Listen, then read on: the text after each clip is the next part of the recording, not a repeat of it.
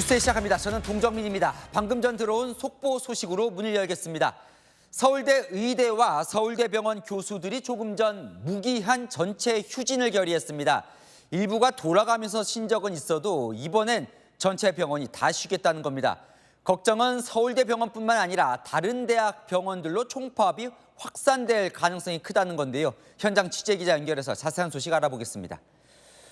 홍남 기자, 그래서 서울대병원 총파업은 언제부터 하겠다는 겁니까?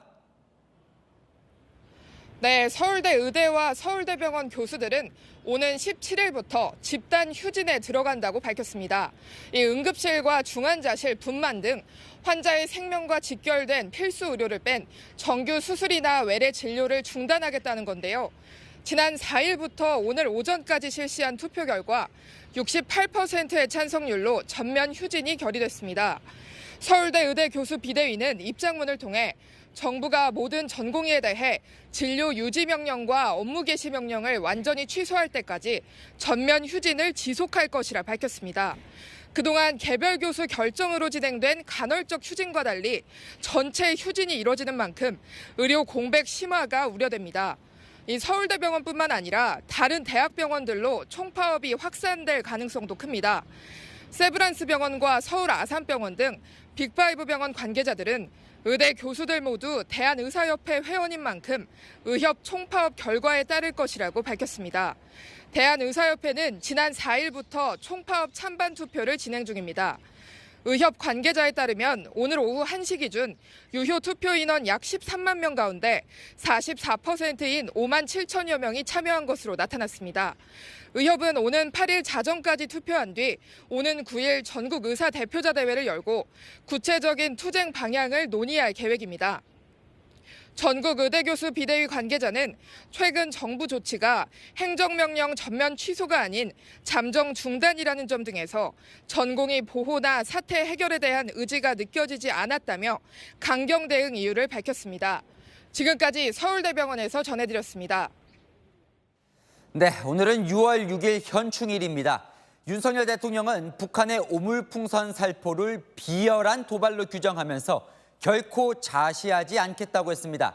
평화는 굴종이 아닌 힘으로 한다며 우리가 더 강해져야 한다고 했습니다. 조영민 기자입니다.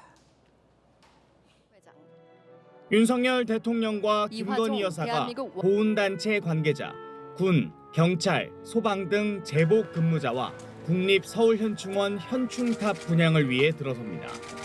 69번째 현충일 추념식에서 윤 대통령은 세계에서 가장 어두운 암흑의 땅이 됐다며 북한을 비판했습니다.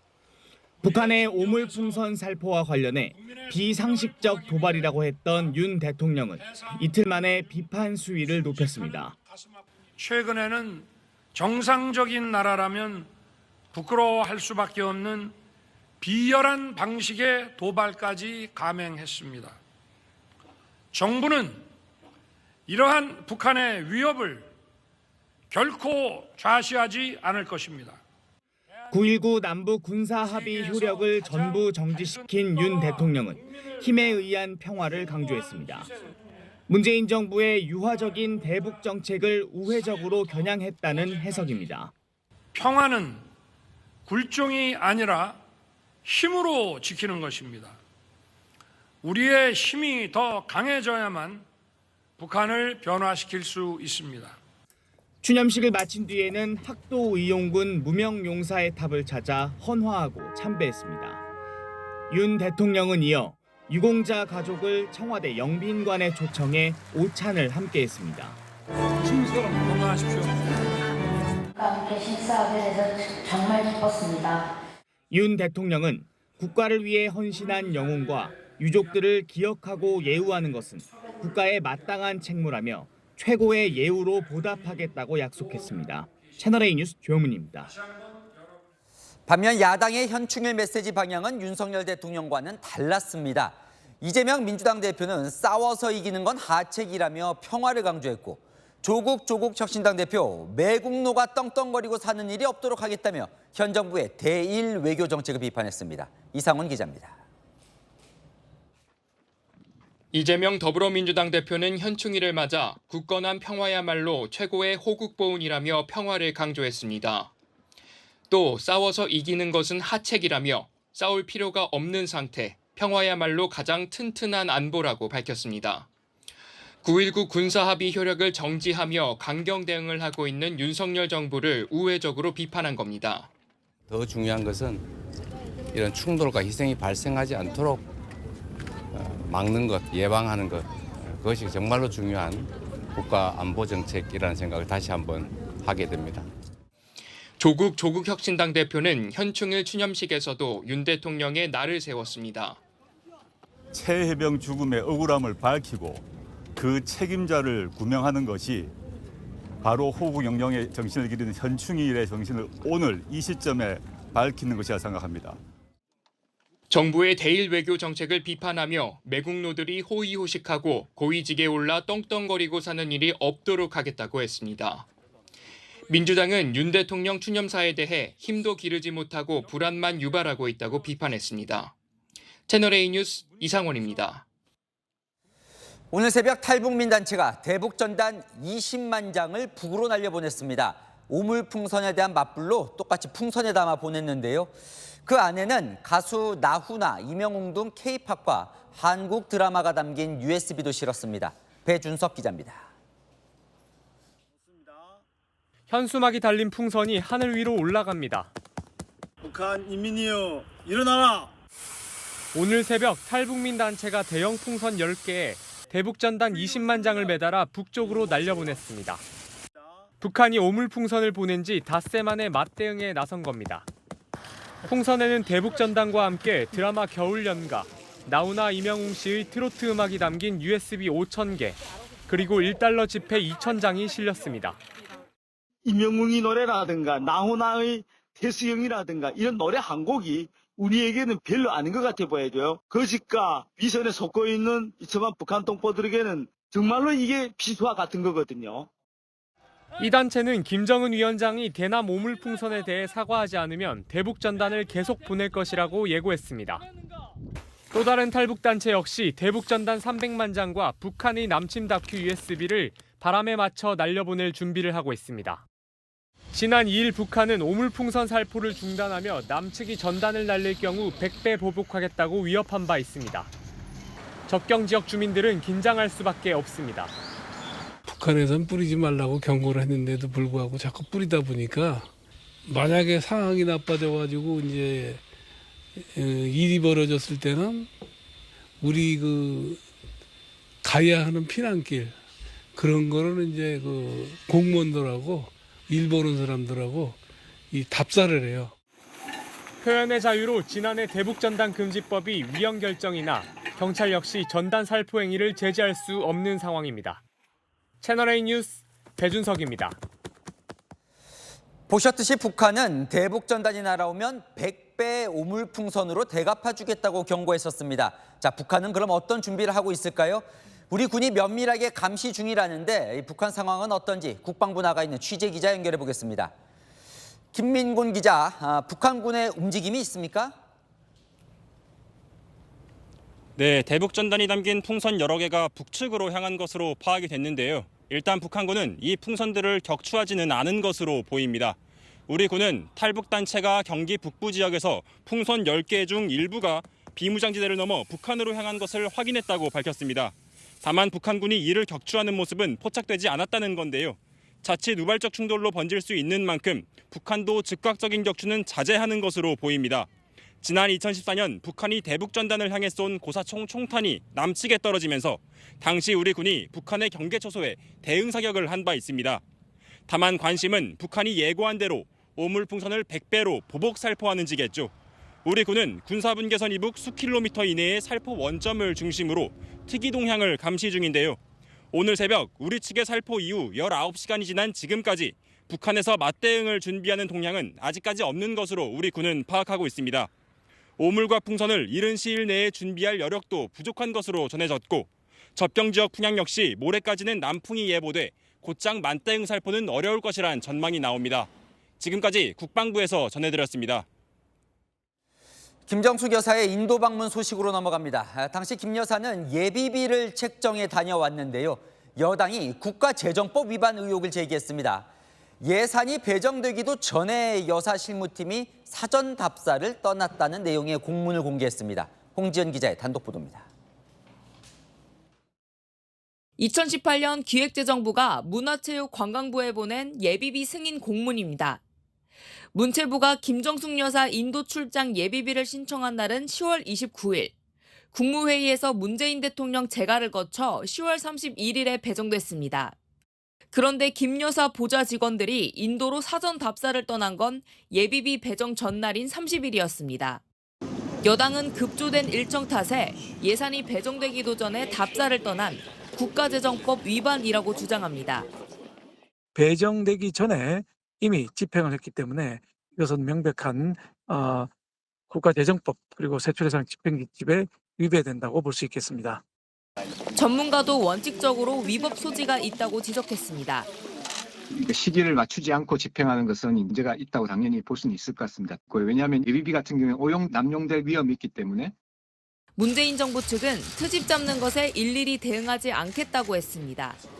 여권은 또 청와대가 예산 편성이나 집행에 일체 관여하지 않는다고 했던 어제 문재인 전 대통령의 글도 문제 삼았습니다. 재가를 받아서 4억이 넘는 예산이 확보가 된 것이기 때문에 대통령께서 직접 관여하신 것으로 볼 수 있겠습니다. 문 정부 측 관계자는 대한민국에서 대통령 결재를 안 받는 게 뭐가 있느냐며 예산을 편성 집행하는 건 해당 부처라고 반박했습니다. 채널A 뉴스 홍지은입니다.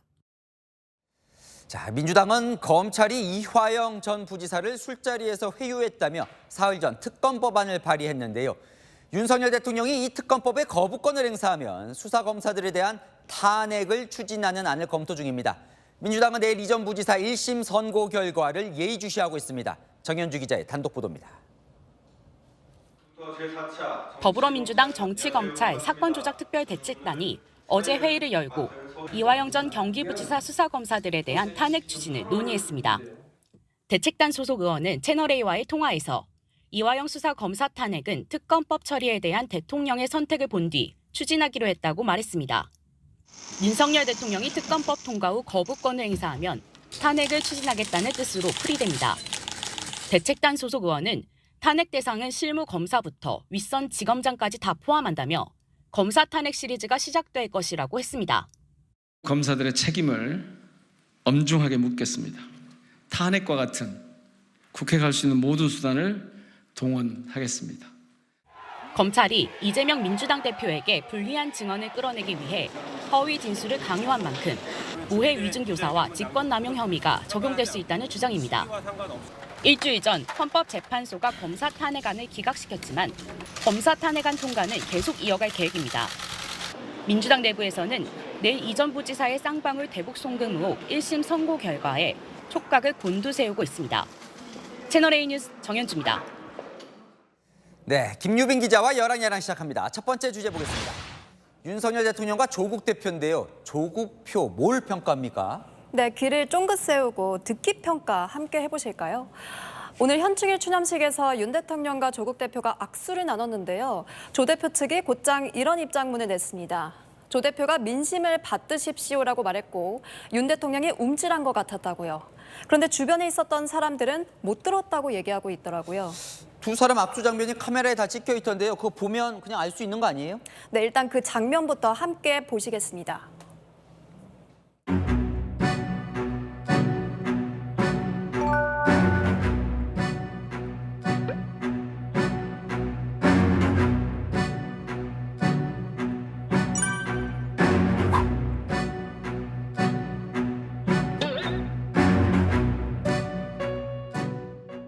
야, 저렇게 봐서는 실제 말했는지 대통령이 움찔했는지 잘 모르겠네요. 네, 확대를 해서 봐도 조 대표 입모양이 확실히 드러나진 않죠. 대통령 표정도 큰 변화는 없는 것 같고요. 네, 그래서 저희가 조 대표 근처에 있던 인사들에게 물어봤는데요. 옆에 있었지만 조 대표가 얘기한 건 듣지 못했다. 오히려 말씀 없이 정중하게 인사한 것 같았다고 답했습니다. 작게 말했으면 대통령이 실제로 들었는지도 잘 모르겠네요. 한번 살펴보고 싶네요. 궁금한데. 김건희 여사도 왔던데 인사를 했습니까? 네, 김 여사 활동 재개 이후 처음으로 야당 대표들과 조우했는데요. 보시는 것처럼 김 여사가 몽례하자 이재명 대표와 조국 대표 모두 가벼운 몽례로 화답했습니다. 네, 다음 주제 보겠습니다. 자, 누가 몽둥이를 든답니까? 윤석열 대통령이 드는 거예요? 네, 국민의힘 전당대회 이야기인데요. 윤석열 대통령이 후보들에게 몽둥이를 들어서 다리를 부러뜨릴 거라고 이준석 개혁신당 의원이 예측했습니다. 대통령이 마음에 안 드는 후보는 내쫓아버리고 마음에 드는 후보만 남기는 방식으로 전당대회에 개입할 거라는 거죠. 전례가 있었다면서요. 대통령이 지난 전당대 신묘한 스킬을 보여주셨거든요. 1등부터 4등까지 다리 부러뜨리는 방식으로 선거에 임한 거는 이게 사상 초유의 일이고 했어요. 그리고 왠지 또 할 것 같은 사람입니다.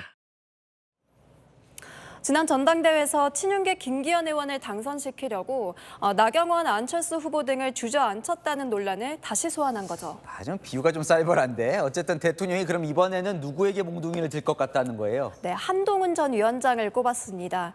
한 전 위원장이 전당대회에 출마한다면 윤 대통령을 옹호하려고 나올 것 같진 않고 김건희 여사 특검 등을 추진하려고 할 텐데 용산에서 먼저 한동훈 다리를 부러뜨리자 나서지 않겠냐는 거고요. 근데 아까 제목이 몽둥이 안 들 후보던데요? 누가 나오면 안 들어요? 네, 원희룡 전 장관과 윤상현 의원을 꼽았습니다. 윤 의원은 친윤이라서가 아니라 정세 판단이 빨라서 몽둥이를 맞지 않을 포지션을 스스로 잡을 것 같다고요. 네, 이준석 의원의 주장이었습니다. 네, 하나 더 보겠습니다. 우드사이드와 액트지오 보니까 영일만 석유 얘기군요.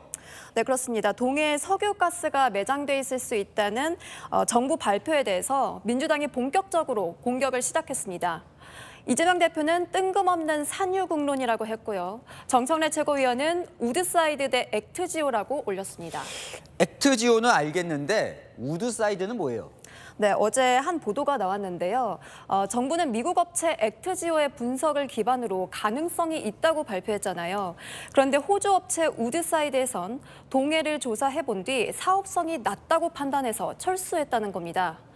정부가 보고 싶은 결과만 보고 무리하게 밀어붙였다는 비판이고요. 우드사이드가 실제로 철수한 건 맞는 겁니까? 네, 산업부는 우드사이드가 철수한 건 맞지만 사업성이 없어서가 아니라 회사 자체 사정 때문이라면서 우드사이드 철수 이후 액트지오가 추가 자료를 받아서 분석을 해봤고 가능성이 높게 나왔다고 반박했습니다. 내일 액트지오 고문이 기자회견을 열어서 명확하게 밝히겠다는데요. 여야는 이걸로 또 싸우지 말고 차분하게 객관적으로 확인하는 게 좋을 것 같네요. 네, 지금까지 야랑야랑이었습니다. 부산의 한 아파트에 일본 군국주의를 상징하는 우길기가 내걸려 있습니다. 현충일에 우길기를 내건 입주민, 일본인이 아닌 한국인이었는데요. 조현진 기자가 취재했습니다. 부산의 한 주상복합 아파트. 아파트 외벽에 우길기 2개가 걸려 있습니다. 이곳에 사는 입주민이 내건 건데 창문을 대부분 가릴 만큼 큽니다. 이를 본 시민들은 황당하다는 반응입니다. 정말 눈물이 날 정도로 화가 치밀어 올라. 우리나라에서 지금 말이 된다고 생각합니까? 개인의 자유가 어디까지 인정이 돼야 되는지 참 안타깝습니다. 저희가 개인으로서도 역사적으로도 하지 말아야 될 행동들이 있는데. 해당 입주민은 한국인으로 앞서 일장기를 걸어오다 우길기로 교체했습니다. 현재는 집을 비운 것으로 파악됩니다. 항의가 쏟아지면서 아파트 관리사무소는 곤혹스럽다는 반응입니다. 하지만 입주민이 스스로 떼지 않는 이상 손댈 방법이 없다고 토로합니다. 강제적으로 어떻게 할 수 없잖아요. 제 관리실에서도. 순국선열을 기리는 현충일 당일 아파트에 내건 우길기가 온라인에 급속도로 퍼지면서 선을 넘었다는 등 공분을 사고 있습니다. 앞서 우길기를 곳곳에 붙이고 도로를 활보하는 차량이 발견되는 등 우길기를 둘러싼 논란은 끊이지 않고 있습니다.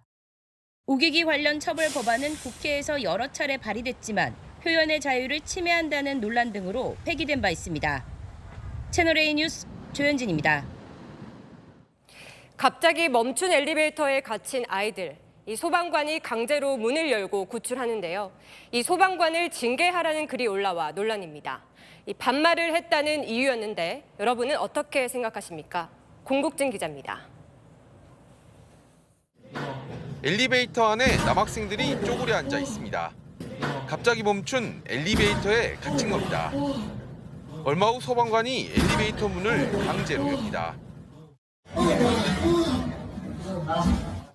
소방관은 학생들 손을 잡고 안전하게 빠져나오는 걸 돕습니다. 그런데 엉뚱한 데서 불똥이 튀었습니다. 소방관이 학생들에게 반말을 왜 하냐고 일부 누리꾼들이 문제 제기를 한 겁니다. 반말은 짜증난다. 감사한 건 감사하지만 A는 다른 문제라며 소방관의 태도를 문제 삼고 징계를 해야 한다는 의견까지 나왔습니다. 반면 구해준 걸 고마워해야 한다. 소방관은 서비스직이 아니다는 반론도 맞서고 있습니다. 논란이 커지자 처음 영상을 올렸던 누리꾼은 해당 영상을 내렸습니다. 일선 소방관들은 이런 논쟁이 벌어진다는데 허탈하다는 반응입니다. 그 소방관 입장에서는 위험하니까 빨리 나와라 이렇게 얘기한 거지 않을까 저는 그렇게 생각해요. 좀 서글프죠. 의욕도 사라지고. 사건 사고 현장 최일선에서 국민들의 생명을 지키는 소방대원들의 사기를 꺾으면 안 된다는 지적이 나옵니다. 채널A 뉴스 공진입니다. 20대 MZ 조폭이 식당에서 단체로 웃옷을 벗고 사람들을 위협하는데요. 법원은 징역 6개월, 실형을 선고했습니다. 아무 이유 없이 위화감을 조성하는 등 죄질이 나쁘다고 판단한 겁니다. 김정근 기자입니다. 식사하던 남성이 의자를 발로 걷어차 넘어뜨립니다. 물병을 다른 테이블로 던지기도 합니다. 갑자기 단체로 웃옷을 벗더니 온몸에 문신을 드러낸 채 휴대전화로 셀카를 찍습니다. 다른 손님들은 눈치 보다 결국 자리를 뜹니다. 손님에게 욕설하고 식당 입구 입간판도 훼손하는 등 이들의 행패는 약 1시간 40분간 이어졌습니다. 이들은 청주 지역 20대 조직 폭력배 이른바 MG 조폭들입니다. 사람이 다치지 않았지만 법원은 이 중 한 명에게 징역 6개월, 실형을 선고했습니다. 재판부는 아무 이유 없이 위화감을 조성하며 업무를 방해하는 등 죄질이 좋지 않다고 지적했습니다. 보복 협박 등으로 수감 후 교도소에서 나온 지 1년도 채 안 됐는데도 조폭 활동을 이어가며 또다시 범행을 저지른 점을 감안한 겁니다. 함께 기소된 2명에겐 징역형 집행유예를 선고했습니다. 요즘 또래 모임을 통해 온라인 도박, 주식 사기 등 신종 범죄를 저지르는 MG 조폭들이 활개를 치고 있습니다. 검찰은 오늘 신종 조직 범죄에 엄정 대처하기로 하고 일반인에게 위협을 일삼거나 금전 피해를 유발하면 구속 수사하기로 했습니다. 채널A 뉴스 김정근입니다. 한 주상복합 아파트 입구 위에 무한리필 갈비집의 초대형 간판이 붙어 이 가게와 입주민이 마찰을 빚고 있습니다. 입주민들은 아파트 이름이 무한리필 갈비냐며 소송까지 걸었는데요. 김세인 기자가 취재했습니다. 경기 고양시의 한 주상복합 아파트. 들어가는 입구 위에 한 상가의 초대형 간판이 붙어 있습니다. 건물 유리창도 간판에 일부 가려진 모습입니다. 입주민들은 아파트 이름이 무한리필 갈비냐며 문제를 제기했고 갈등은 소송으로 이어졌습니다. 최근 법원은 아파트 입주민들이 갈비집 점주를 상대로 낸 간판 철거 소송에서 입주민 손을 들어줬습니다. 집합건물법에 따르면 주상복합 건물 공용 부분에 간판을 설치하려면 소유주들의 의결을 거쳐야 한다는 겁니다. 또 간판이 에어컨 실외 기실을 덮고 있어 화재 위험이 증가할 수 있고 간판이나 조명이 떨어질 경우 인명피해가 생길 수 있다고 지적했습니다. 하지만 달라진 건 없습니다. 갈비집 초대형 간판은 아직 건물 외벽에 그대로 있습니다. 갈비집 점주가 법원 판결에 불복해 항소장을 제출한 겁니다. 전혀 아파트하고 상가하고는 별개인데 무조건 막 그렇게 대시들을 하니까 저희는 이제 뭔지를 모르는 거예요. 지금. 법원의 최종 판결 때까지 가게와 입주민 갈등은 계속될 전망입니다. 채널A 뉴스 김세인입니다. 레바논에 있는 미국 대사관에 괴한이 들어와 총기를 난사했습니다. 미국 고위 관료들이 가자지구 휴전 협상을 중재하려고 중동에 와 있던 때였는데요. 이슬람 극단주의 테러 조직 IS가 그 배후로 보입니다. 배정현 기자입니다. 현지 시각 5일 레바논의 수도 베이루트 북부에 위치한 미국 대사관. 이른 아침부터 총성이 울려 퍼집니다.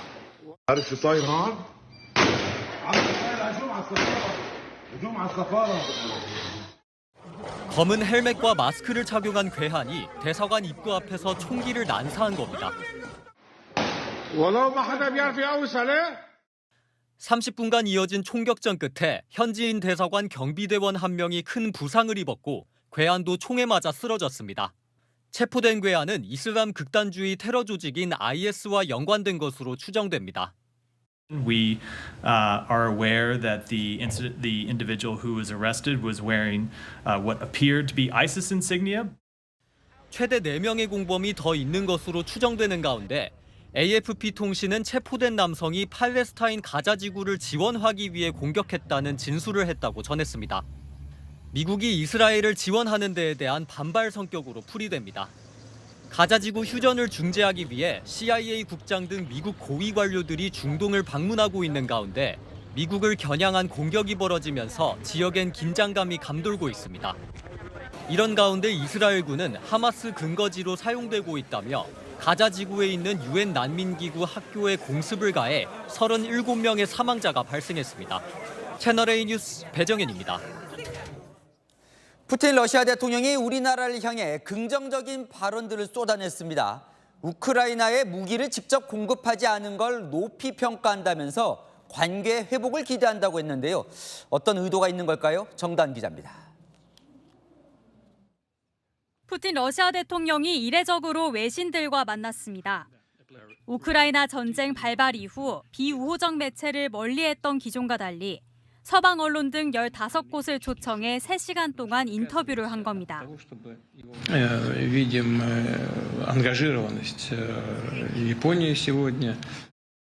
우크라이나를 지원하는 국가들에게 노골적으로 불만을 드러냈지만 우리나라를 향해 관계 개선 의지를 내비쳤습니다. 한러 관계가 악화되지 않길 바란다며 협력을 지속할 준비가 돼 있다고 말한 겁니다. 또 한국이 우크라이나에 무기를 직접 공급하지 않고 있는 점을 높이 평가한다고 언급했습니다.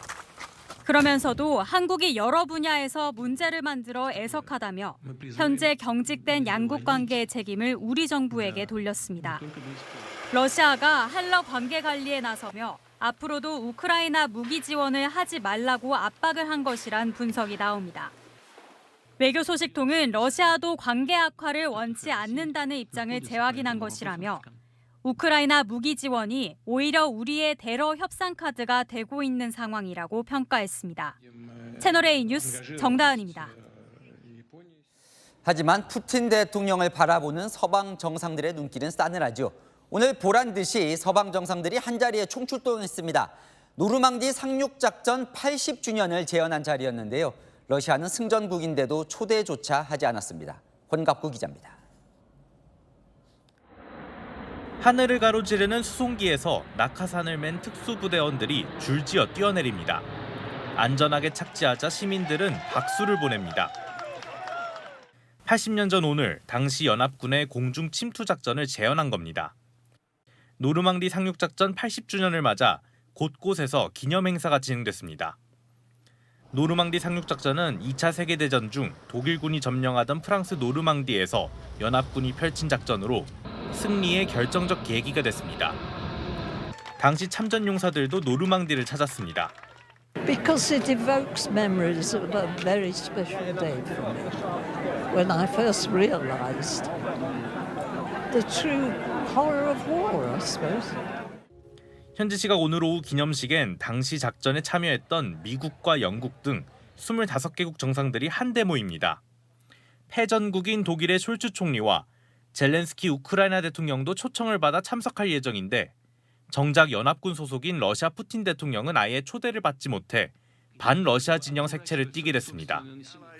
영국 BBC는 우크라이나 전쟁 이후 서방 국가들과 푸틴 대통령의 깊은 갈등이 그대로 드러났다고 평가했습니다. 채널A 뉴스 권갑구입니다. 미국 월스트리트 저널이 45명의 증언을 받아 바이든 미 대통령의 인지력이 저하됐다는 기사를 냈습니다. 백악관이 발칵 뒤집혔습니다. 워싱턴 최주연 특파원이 보도합니다. 바이든 대통령에게 인지력 저하 조짐이 보인다. 현지 시각 4일 보도된 미국 월스트리트 저널의 기사입니다. 이 매체는 공화당과 민주당, 행정부 관계자 등 최소 45명을 인터뷰해 바이든의 상태를 짚어봤다며 고령 리스크를 재조명했습니다. 바이든이 공개적으로 잦은 말실수를 한 것에 더해 비공개 석상에서도 자주 횡설수설하거나 움직임이 굼떠서 회의가 지연됐다는 증언들을 새롭게 소개했습니다. There's been a response from the opposition, but yes, I'm sorry, from Hamas. 이 매체는 케빈 메카시 전 하원 의장이 내가 알던 예전의 바이든이 아니다라고 평가했고 일부 민주당원들조차 이런 바이든에 우려를 표했다고 덧붙였습니다. 백악관과 민주당은 즉각 반발했습니다. 낸시 펠로시 전 하원 의장은 바이든의 강점에 대해 이야기했는데 기사에는 담지 않았다고 비판했고 백악관은 사실이 아닌 정치적인 동기가 있는 보도라며 불쾌하다는 반응을 내놨습니다. 현지에선 대선을 앞두고 민주당이 가장 우려하던 뇌관이 터졌다는 반응이 나오고 있습니다. 워싱턴에서 채널A 뉴스 최주현입니다. 필리핀에서 경찰 차림을 한 남성들이 외국인 관광객들을 납치해 몸값을 요구했는데요. 이 남성들 잡고 보니 진짜 경찰이었습니다. 김재혁 기자입니다. 오토바이를 타고 등장한 남성이 한 승용차를 멈춰 세웁니다. 잠시 후 관광객들을 차량에서 끌어내리더니 어디론가 강제로 데려갑니다. 현지 시각 지난 2일 필리핀의 대도시 파사이에서 외국인 관광객 4명을 납치한 뒤 몸값을 요구한 사건이 발생했습니다. 경찰이 추적 끝에 납치범 4명을 붙잡았는데 알고 보니 모두 현직 경찰관들이었습니다. This incident is a serious breach of public trust and the core values of the police force. The Philippine National Police will not tolerate any misconduct within their ranks. 피해자는 중국인 3명과 말레이시아인 1명으로 납치범들에게 구타까지 당한 것으로 전해졌습니다. 그중 2명은 납치 직후 스스로 탈출해 지역 관리에게 도움을 요청했고 나머지 2명은 250만 페소, 우리 돈으로 약 6천만 원 가까이를 몸값으로 낸 뒤 풀려날 수 있었습니다. Thank you po sa na rescue sila nung that time na nahuli nila yung ano. 현지 수사 당국은 체포된 경찰관 외에 최소 10명이 이 사건에 가담했다고 보고 이들을 추적 중입니다. 지난달에도 필리핀 앙헬레스에서 60대 한인 남성이 소매치기를 당하는 과정에서 부상을 입어 결국 숨지는 등 필리핀에서 관광객 대상으로 한 강력 범죄가 끊이질 않고 있습니다. 채널A 뉴스 김재혁입니다. 마누라 빼고 다 바꾸라는 특명을 내렸던 이건희 삼성선대 회장. 31년이 지나 미국 출장길에 오른 삼성전자 이재용 회장이 새로운 메시지를 내놨습니다. 아무도 못하는 사업을 먼저 해내자는 건데요. 임종민 기자입니다. 지난달 31일 삼성 호암상 시상식 직후 이재용 삼성전자 회장이 보름간의 미국 출장길에 올랐습니다. 먼저 현지 시간 4일 뉴욕에서 세계 최대 이동통신사인 버라이즌의 한스 베스트벨이 최고 경영자와 만났습니다. 차세대 통신 분야 협력과 다음 달 공개될 갤럭시 신제품 판매 방안을 논의한 겁니다. 이 회장은 회동 이후 모두가 하는 사업은 누구보다 잘 해내고 아무도 못하는 사업은 누구보다 먼저 해내자고 말했습니다. 반도체 위탁 생산에선 대만 TSMC에 AI 반도체 핵심인 고대역 폭메모리 HBM 분야에선 SK 하이닉스에 뒤처진 위기 속에서 초인류 초격차를 강조한 겁니다. 31년 전 이맘때 고 이건희 선대회장이 독일에서 기업의 대대적인 혁신을 선언하며 위기 돌파에 나선 상황과 겹쳐집니다. 극단적으로 얘기해. 농담이 아니야. 마누라 자식 빼는 건 다 바꿔봐. 이번 출장은 최근 원포인트 인사로 반도체 부문 수장을 전격 교체한 이후 첫 해외 일정입니다. 미국 동서부를 가로지르며 하루 2건 이상 30여 건의 비즈니스 미팅을 진행하는 강행군입니다. 이 회장은 워싱턴 DC에서 정관계 인사들과 만난 뒤 서부 실리콘밸리로 넘어가 빅테크 CEO들과 연쇄 회동할 것으로 보입니다. 채널A 뉴스 임종민입니다. 서울 강남에 105층 건물을 짓겠다던 현대차 그룹이 돌연 55층으로 낮춘다고 발표했죠. 서울시는 현대차가 협상을 거부하면 원래대로 105층으로 지어야 하고 55층으로 낮추려면 공공기여금 2,300억 원을 물어야 한다는 방침도 정했습니다. 김민환 기자의 단독 보도입니다. 지난달 20일 통합사옥인 글로벌 비즈니스 센터 GBC를 원래 계획인 105층짜리가 아니라 55층짜리 2개 동으로 짓겠다고 발표한 현대차그룹. 지난주 서울시는 현대차그룹에 설계 변경을 위한 협상단을 꾸리라는 내용의 공문을 보냈습니다. 서울시는 당초 국내 최대 높이인 105층의 전망대와 전시장, 공연장, 호텔 등이 들어서는 조건으로 용적률을 높여주고 현대차그룹이 내야 할 공공기여금 2조 원 중에서 2,300억 원 깎아주었습니다. 그런데 55층으로 낮춰 지으려면 다시 협상을 거쳐야 한다는 겁니다. 서울시 관계자는 채널A와의 전화 인터뷰에서 현대차그룹이 협상에 응하지 않으면 원안대로 105층으로 지어야 한다고 강조했습니다. 55층으로 짓는다면 현대차그룹에게 깎아줬던 공공기여금 2,300억 원을 다시 부과할 방침도 밝혔습니다. 전망대 높이가 낮아지고 다른 시설들의 면적도 줄어들어 시민들을 위한 공공기여로 볼 수 없어 그만큼 공공기여금을 물어야 한다는 겁니다. 이에 대해 현대차그룹은 지난주 공문을 받아 내부 검토 중이라고 밝혔습니다. 서울시가 요청한 답변 기한은 다음 주까지. 현대차그룹이 협상에 응할지 주목됩니다. 채널A 뉴스 김민환입니다. 경복궁에서 회오리 바람이 하늘 높이 솟구치는데요. 이 파란 하늘에 머물며 원을 그리다가 사라집니다. 시민들은 용이 승천하는 모습 같다며 신기해했습니다. 최다함 기자입니다. 따사로운 햇살이 드리운 경복궁. 한복 차림의 시민들이 무언가를 바라보더니 환호성을 지릅니다. 자세히 보니 기다란 회오리 바람이 흙바닥에서 모래바람을 일으키며 옆으로 움직입니다. 하늘을 날듯 위로 솟구치는데 꼭 용이 승천하는 모습 같습니다. 몇 초 뒤 나무와 부딪히면서 힘을 잃고 순식간에 사라집니다. 지난 3일 한 초등학생이 경복궁 현장 체험 학습을 갔다가 찍은 영상입니다. 저게 뭐야 도대체? 전문가는 회오리 바람이라고 말합니다. 더운 날씨에 흙바닥에 강한 햇볕이 내리쬐면 상승 기류가 나타나고 주변 바람이 모여들어 회오리가 생긴다는 겁니다. 이제 흙들이 굉장히 가벼우니까 그 소용돌이를 따라서 위쪽으로 많이 올라가기 때문에 이제 그렇게 보이는 거고. 하지만 해안가나 바다에서 목격되는 용오름하고는 다릅니다.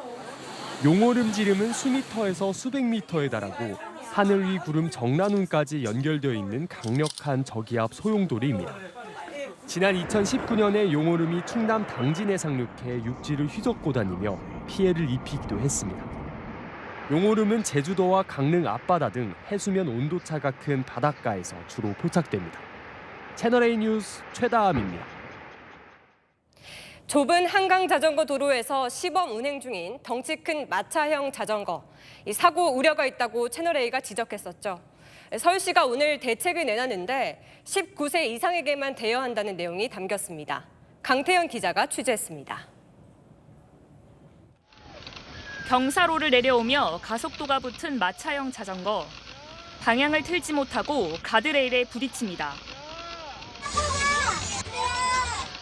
한강 둔치 자전거 도로에서 지난 3월부터 시범 운영되는 마차형 자전거. 좁은 자전거 도로에 큰 자전거가 다니며 갖가지 안전 문제가 제기됐습니다. 폭이 좁아가지고 걸어다니는 사람들이랑 좀 부딪힐까 봐 위험할 것 같다는. 잇따른 지적에 서울시도 오늘 안전 대책을 내놨습니다. 폭이 5.2m 이상인 평지 구간에서만 운행할 수 있도록 제한하고 여의도, 반포, 뚝섬 한강공원 중 경사로가 있는 뚝섬에선 대여를 중단하겠다는 겁니다. 그런데 서울시가 새로 제시한 자전거 도로폭 5.2m는 왕복 차선 기준입니다.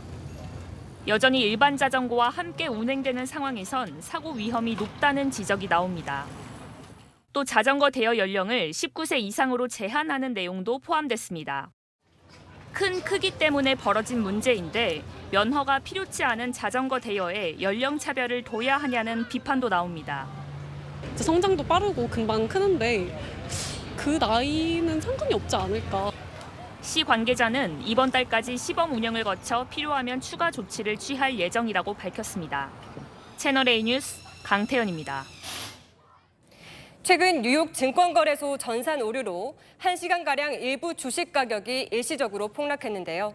국내 증권사들은 이상 거래를 보고 체결을 제한했는데 일부 증권사가 안전장치 없이 그대로 거래해 피해가 발생했습니다. 취재가 시작되자 이기상 기자입니다. 직장인 오영렬 씨는 월요일 저녁 미국 주식창을 보다 깜짝 놀랐습니다. 평소 1만 원이 넘던 원전업체 주식이 100원대로 폭락했기 때문입니다. 오 씨는 4천여 주 매수 주문을 바로 넣었습니다.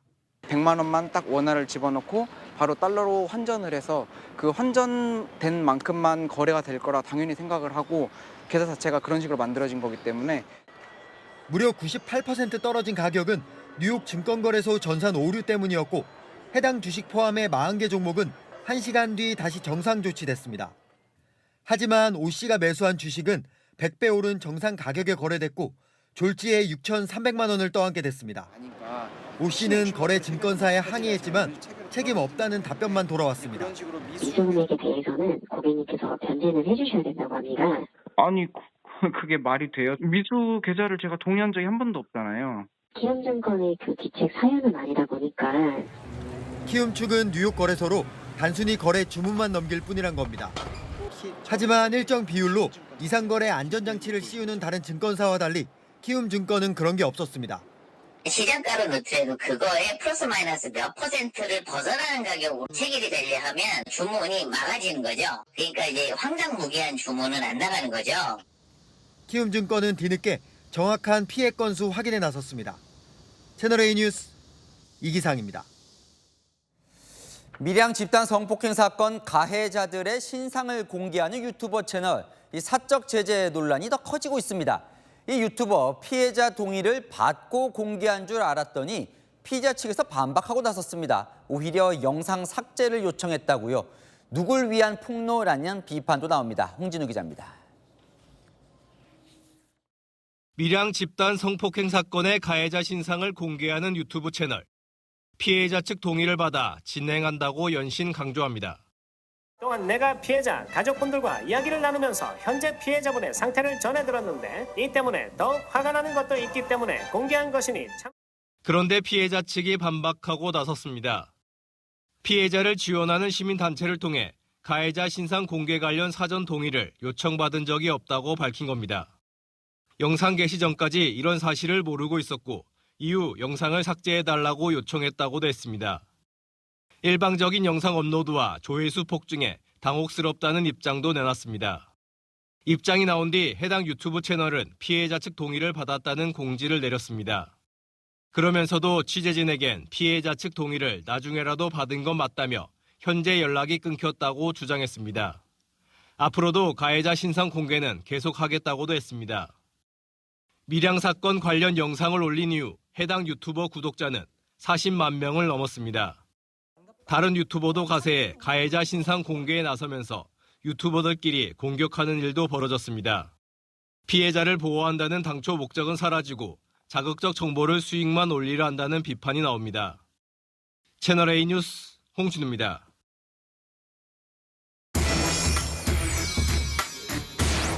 네, 한인 기자 시작합니다. 사회부 박자은 기자와 이 이야기를 좀 나눠보겠습니다. 자, 박 기자, 먼저 이 밀양 집단 성폭행 사건이라는 거, 이거 20년 전 일이라는데 무슨 내용입니까? 네, 먼저 설명을 위해서 사진 한 장부터 같이 보시겠습니다. 수많은 남성이 고개 숙이고 있는 이곳, 바로 경찰서 조사실입니다. 무려 44명인데요. 20년 전인 2004년에 울산에 살던 여중생을 집단 성폭행한 가해자들입니다. 이들 중 한 명이 온라인 채팅으로 알게 된 피해자를 밀양으로 유인했는데요. 피해자는 도착하자마자 둔기로 폭행을 당했고 이후 여인숙 등 여러 곳에서 1년 동안 집단 성폭행을 당했습니다. 이 과정에서 피해자의 사촌 언니나 어린 여동생까지도 피해를 봤습니다. 뭐 심각한 범죄인데 그때 제대로 처벌을 못 받았다는 거죠. 네, 그렇습니다. 이 사건이 공분을 산 가장 큰 이유는 피의자 중 그 누구도 형사처벌을 받지 않았기 때문입니다. 당시 고등학생이었던 가해자 44명 중 10명이 재판에 넘겨졌고 20명은 소년부에 송치됐습니다. 기소된 10명 중 7명이 구속되긴 했지만 판결 이후에 소년부로 다시 보내지면서 최종적으로는 아무도 형사처벌을 받지 않았습니다. 모두 미성년자이기 때문이었는데요. 보호처분, 그러니까 교육과 봉사활동으로 마무리됐습니다.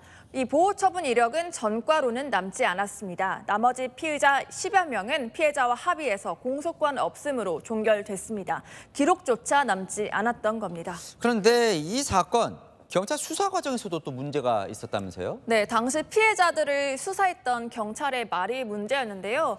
내 고향이 밀양인데 너희가 물을 다 흐려놨다. 또 밀양을 이끌어갈 애들이 다 잡혀서 이제 어떻게 할 거냐고 모욕적인 말도 서슴지 않았습니다. 또 가해자들을 복도에 세워두고 피해자에게 직접 범인을 지목하게 하거나 또 남자 경찰에게 피해 경위를 상세하게 털어놓게 하는 등 2차 가해에 가까운 일들도 많았다고 합니다. 네, 이 사건이 다시 소환이 된 게 가해자들 신상이 공개되고 있으면서요. 이건 어떻게 된 겁니까? 네, 최근 한 유튜브 채널로 제보가 들어오기 시작하면서 하나둘씩 이 피의자 신상이 공개되고 있는 건데요. 문제는 이 피의자 얼굴과 직업, 또 현재 직장과 가족 사진까지도 온라인 커뮤니티에 공유되고 있다는 겁니다. 이 여파로 한 명은 실제로 다니던 회사에서 최근 해고가 됐고요. 한 명은 가족과 영업하던 식당이 지역의 불법 건축물로 신고돼 최근에 폐업하기도 했습니다. 네, 이 피해자 생각하면 공분도 있지만 또 이 가해자 신상 공개가 문제가 또 되고 있어요. 네, 그렇습니다. 이 중에 직접적인 가해자는 아니었지만 당시 가해자를 옹호했던 한 여성은 이후 경찰이 돼서 논란이었는데요. 이 경찰서 홈페이지에 오늘 들어가 보니 성범죄 옹호자가 어떻게 경찰이냐, 언제 사직하느냐 등 수많은 비판글이 쇄도하고 있었습니다. 전혀 관련 없는 인물이 지목된 사례도 있었는데요. 가해자 여자친구를 잘못 지목해서 엉뚱한 영업장이 아플 테러를 받자 신상을 공개한 유튜버가 사과문을 올리기도 했습니다. 검증되지 않는 채 돈 없는 사적 제재가 계속되는데 당분간 논란도 계속될 것으로 보입니다. 네, 잘 들었습니다. 아는 기자 박장 기자였습니다. 2122년엔 우리나라 인구가 2천만 명 아래로 떨어질 거란 전망이 나왔습니다. 태어나는 아이보다 사망자가 빠르게 늘면서 인구 소멸을 걱정하는 처지가 된다는 겁니다. 광민경 기자입니다. 지난해 폐교한 서울 화양초등학교입니다. 전교생이 80여 명으로 줄어 개교 40년 만에 문을 닫은 이후 학교 운동장 절반은 주민들이 이용하는 주차장으로 바뀌었습니다. 우리나라 합계 출산율은 지난해 0.72명으로 세계 최저 수준을 기록해 아이들 인구는 더 줄어들 전망입니다. 가파르게 진행 중인 저출생 고령화로 인해 우리나라 인구가 약 100년 뒤인 2122년 2천만 명 아래로 떨어질 거란 통계청 분석까지 나왔습니다. 새로 태어나는 아이보다 사망자 수가 빠르게 늘어나면서 전국 모든 시도가 인구 소멸을 걱정하는 처지가 될 수 있습니다. 지난달 기준 서울 인구는 약 937만 명으로 집계됐는데 100년 뒤 서울 인구는 345만 명으로 추산됩니다. 광주의 인구는 46만 명, 울산, 세종, 제주의 인구도 28만 명으로 크게 줄어들 전망입니다. 인구 자체가 굉장히 작아져서 경제 규모가 작아지는데 게다가 부양해야 되는 부담까지도 엄청나게 늘어나는 거예요. 전문가들은 저출생 고령화 현상이 더욱 심화되는 것에 대비해 실효성 있는 정책을 마련해야 한다고 지적합니다. 채널A 뉴스 광민경입니다. 석굴암과 불국사가 있는 토함산 일대에서 산사태 흔적이 발견된 곳이 24군데에 달합니다. 2년 전 태풍 흰남노 때 피해를 이제서야 알아챈 건데요. 이 당장 코앞의 장마철이 걱정입니다. 현장 카메라 강보인 기자입니다. 장마철이 코앞으로 다가왔지만 석굴암과 불국사 주변 곳곳엔 아직까지 산사태 흔적이 남아 있습니다. 현장으로 가보겠습니다.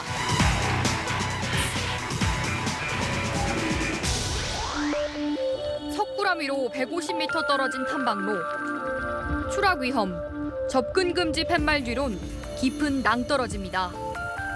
매트를 깔아놨지만 풀한 폭이 없는 흙투성이 절벽이 얼마나 버틸지 의문입니다. 이곳에서 조금 더 안쪽에 생긴 흙더미 계곡에는 매트도 덮여있지 않습니다. 석굴암 바로 위에서 무너진 산사태 현장입니다. 산 중턱이 움푹 패여 붉은 절벽이 고스란히 드러났습니다. 석굴암 상부 지점 두 곳에서 산사태가 크게 발생한 겁니다. 2년 전 태풍 흰남노 때 생긴 걸로 추정되는데 올 초 배수로 점검 때 뒤늦게 발견됐습니다. 중간중간 돌이 박혀 있어요. 이렇게. 그걸 핵석이라 그러는데요. 또 산사태 쉽게 발생할 수가 있고 무너지게 되면 양이 많다. 좀 늦은 거는 맞아요.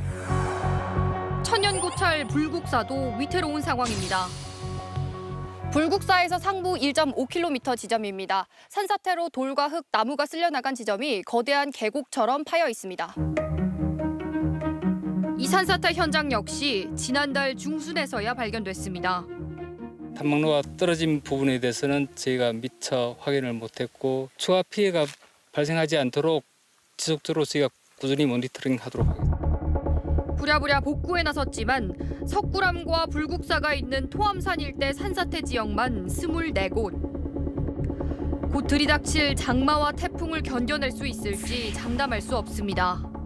인위적으로 사람이 건드리면 산사태를 촉진시키거든요. 제대로 물기를 뽑아주고 보강도 제대로 해줘야 돼요. 전문가들은 지금까지 관리 소홀도 문제지만 인위적인 산지 변형도 경계할 대목이라고 지적합니다. 현장 카메라 강보인입니다.